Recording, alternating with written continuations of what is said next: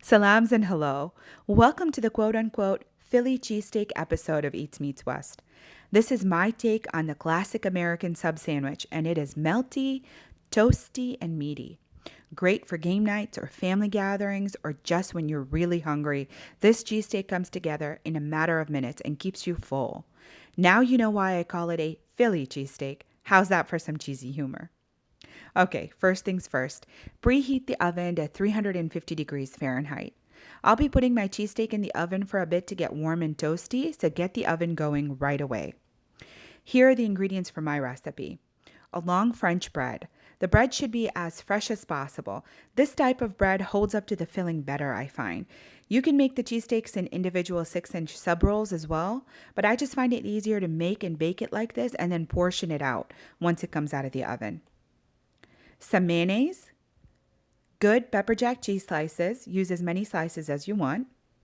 A pound of thinly sliced beef. My butcher has this meat already packaged. But if you can't find this, you can take a ribeye steak, freeze it, and then slice it as thin as possible. 2 tablespoons of oil. I use olive oil. A quarter cup of light soy sauce. A teaspoon of garlic powder. A teaspoon of black pepper. The coarse ground kind is best in this recipe.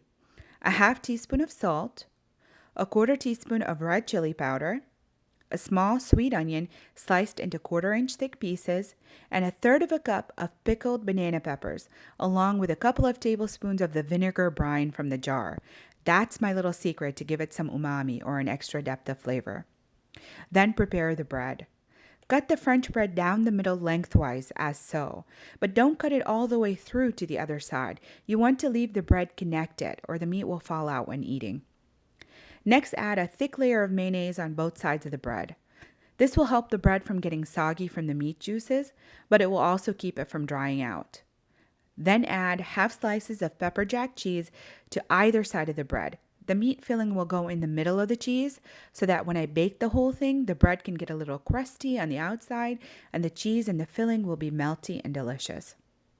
Okay, now for the meat. I tear it into chunks before frying it so it cooks more evenly. And then I heat the oil in a large pan on medium-high. Add the beef along with the dry spices and soy sauce. Continue frying the meat for a couple of minutes before adding the onions. Let the onions and the beef get a little caramelized and then add the banana peppers. Fry for another couple of minutes and then add a little bit of the brine or pickling juice from the banana peppers.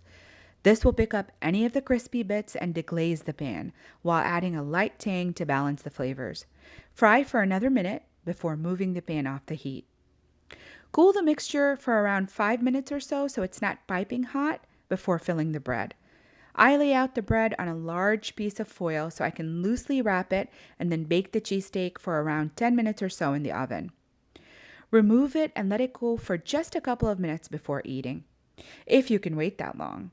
This cheesesteak recipe comes together quickly and is sandwich shop worthy. I've had repeated requests to make this, so I know it's a keeper.